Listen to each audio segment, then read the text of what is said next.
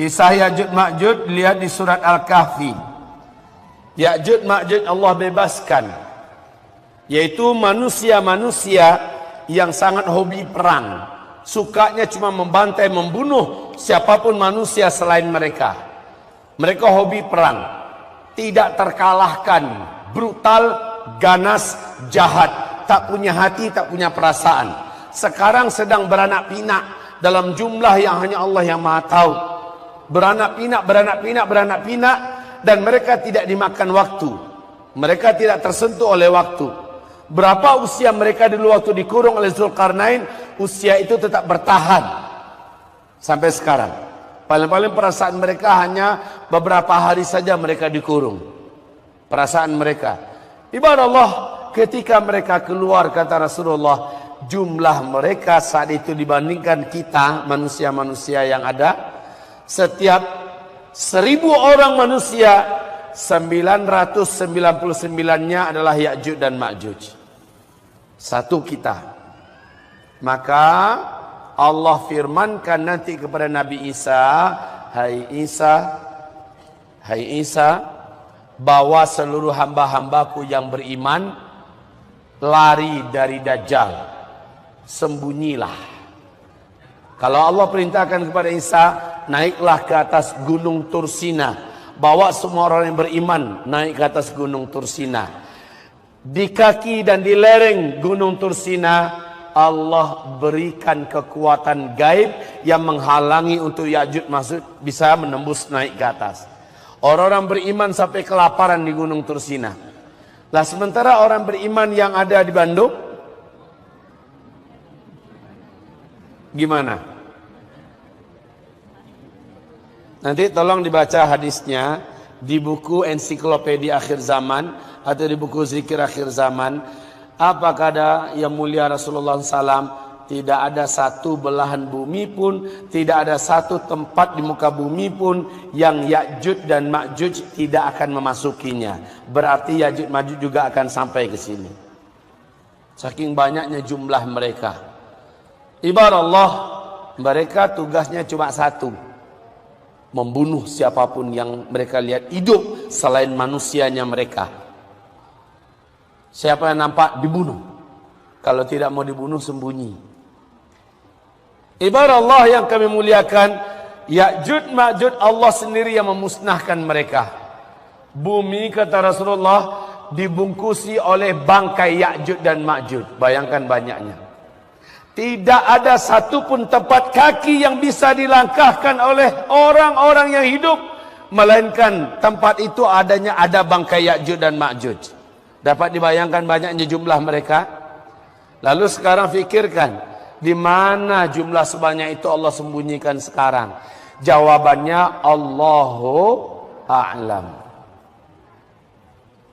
Jawabannya Allahu a'lam. Kalau bahasa saya dulu, entah di mana Allah sembunyikan mereka. Allahu a'lam. Yang pasti mereka beranak pinak dalam jumlah yang sangat banyak. Dan yang dibunuh oleh mereka, dan mereka main bunuhnya enggak seperti Bashar Assad. Bashar Assad membunuhnya menyiksa, dicicil penderitaan itu untuk kita. Kalau Ya'juj Ma'juj enggak, ketemu pancung, main bunuh di tempat dengan kematian yang tidak berlama-lama. Setelah mereka selesai membunuh orang yang mereka temukan, yang selamat, yang hidup adalah yang betul-betul sembunyi. Dan mereka nggak pakai cari, Pak. Mereka lihat mana yang nampak keluyuran, habis. Makanya yang paling baik solusinya adalah sembunyi. Ini ibu-ibu yang memungkinkan mendapatkan Ya'juj Ma'juj ini. Kenapa? Bapak pada kemana? Bapak kemana nanti, Pak, kira-kira? Sudah kita jelaskan pagi tadi bahwa saat Dajjal akan keluar, kaum laki-laki di muka bumi ini sudah banyak yang eksodus besar-besaran ke alam barzakh.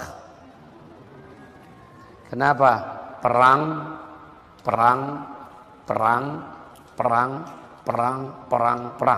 Ini adalah abad perang. Yang kita jalani ke depan adalah tahun-tahun perang. Di seluruh muka bumi, Ibu. Ini paling gak nyaman menyampaikan ini kalimat. Perang itu menakutkan. Perang itu serem. Perang itu adalah kematian. Betul tidak?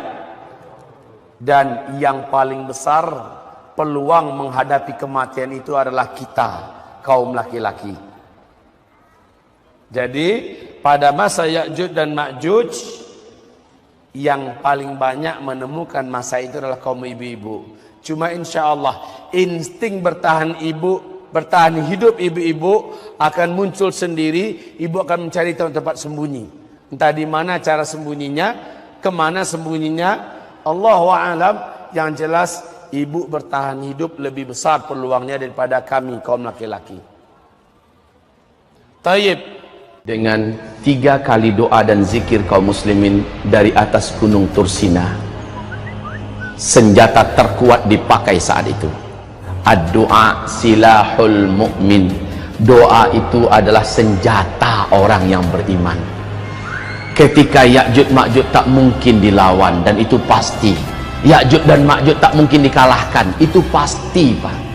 Saat itu apa yang sanggup mengalahkan mereka? Hanyalah Allah. Mereka berdoa. Isa angkat tangan tinggi-tinggi. Ya Rabb, Ya Rabb, Ya Rabb. Setiap kali Isa melantunkan doa, amin, orang-orang beriman mengaminkan. Inilah kekuatan doa, ya. Orang-orang beriman mengaminkan. Dalam hadis Sahih Bukhari, salah satu kebiasaan Nabi kalau kumpul-kumpul dengan sahabat-sahabatnya, Nabiullah SAW suruh salah seorang sahabat berdoa, yang lain mengaminkan. Di kesempatan yang lain, kamu yang berdoa, yang lain mengaminkan. Kadang-kadang beliau yang berdoa, yang lain mengaminkan. Ya. Nah, ini dilakukan nanti di akhir zaman oleh Isa alaihissalam. Ya Allah, pada hari ini tidak ada satupun dari makhlukmu yang sanggup mengalahkan Ya'juj dan Ma'juj ini. Kami sudah lemah. Kenapa, Pak? Karena Isa sudah kelaparan di atas bukit. Orang-orang beriman sudah kelaparan di atas bukit Tursina. Subhanallah, Isa berdoa. Inilah dia kekuatan doa di akhir zaman. Berbalut dengan zikir. Mereka berdoa, selesai mereka berdoa, mereka berzikir. Mereka pancing ridha Allah Subhanahu wa taala, menggema satu gunung itu dengan zikir. Lalu mereka berdoa menggema, amin, amin, amin.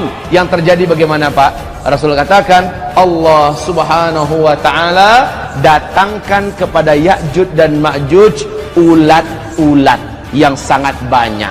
Entah dari mana sumber ulat itu, sudah menggerogoti, dan banyak yang masuk tembus di leher, keluar dari badan, keluar dari hidung, keluar dari mata. Mereka menggelepar. Satu bumi Ya'juj dan Ma'juj meregang nyawa.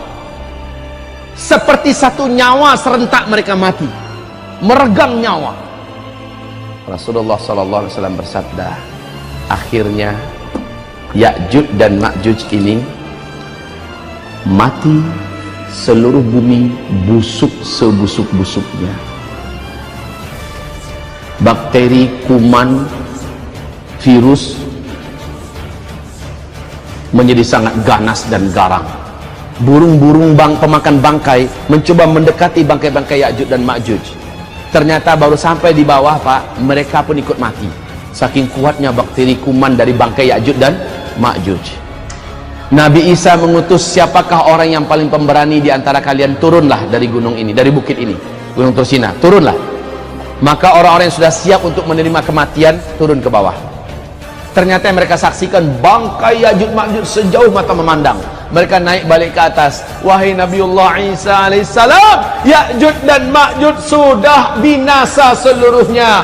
Alhamdulillah, kata penduduk-penduduk beriman yang bersama Nabi Isa di atas gunung Tursina. Mereka bersyukur Ya'juj Ma'juj telah mati. Masalahnya tinggal masalah yang berat, Pak. Bangkai Ya'juj Ma'juj sebanyak itu gimana cara menguburkannya? Dan baunya sengit sampai ke atas puncak gunung Tursina, kecium, Pak. Mereka coba turun ke bawah, kata Rasulullah SAW, falam yabqa shibran minal ardi. Tidak ada satu jengkal pun, tidak ada satu jengkal pun dari bumi ini yang bisa dilewati, saking banyaknya bangkai Ya'juj Ma'juj. Ini bangkai, ini bangkai. Kemana saja mau lewat, bangkai seluruhnya. Kebayang nggak gimana cara nguburinnya tuh? Sementara kaum muslimin sudah lemes, udah beberapa masa tidak makan. Yang mau dikuburkan bukan jutaan, Pak, mungkin ratusan juta atau mungkin miliaran yang akan dikuburkan. Gimana cara nguburinnya? Kalau diangkat dibuang, kemana mau dibuang? Sekali lagi kekuatan doa dan zikir tampil kali kedua. Angkat tangan lagi Nabi Isa. Orang beriman mengangkat tangan semuanya. Saat Nabi Isa berdoa, amin, amin, doa mereka raghabaw wa rahaba, raghabaw wa rahaba, penuh harap, cemas kalau nggak dikabulkan. Begitu betul mereka berdoa. Dalam doanya kali ini Isa berdoa, ya Allah, tidak ada satupun hambamu yang sanggup membersihkan bumimu ini dari bangkai-bangkai Ya'juj dan Ma'juj. Ya Allah, bersihkanlah dengan caramu, bersihkanlah dengan kuasamu. Tiba-tiba kata Rasulullah, Allah jadikan langit menjadi gelap gulita. Di siang hari bolong, langit langsung menjadi gelap gulita. Tidak ada satu cahaya matahari pun yang tembus. Apa yang terjadi? Bukan awan yang datang, bukan malam yang datang, bukan. Lalu apa? Kata Rasulullah, dari langit turun burung-burung yang sangat banyak. Burung itu burung-burung perkasa yang besar-besar. Lehernya, ukuran leher burung itu dan bentuknya mirip dengan leher onta. Kemudian satu ekor burung ambil satu bangkai Ya'juj Ma'juj, dibawa terbang, terbang, terbang. Kemanakah dibuang bangkai-bangkai yang begini banyak? Allahu a'lam. Ya, yang jelas hadisnya sahih bahwa burung ini akan datang. Bersihlah bumi. Tapi selesaikah masalahnya? Belum. Apa yang tersisa? Serpihan-serpihan daging yang tadi jatuh, darah yang tadi mengalir. Satu bumi ini masih anyir, masih bau.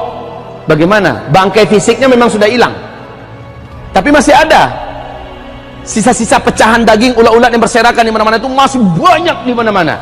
Bagaimana? Doa ketiga, dilantunkan lagi doa ke langit. Kaum muslimin mengatakan amin, amin, amin. Allah datangkan hujan yang sangat lebat.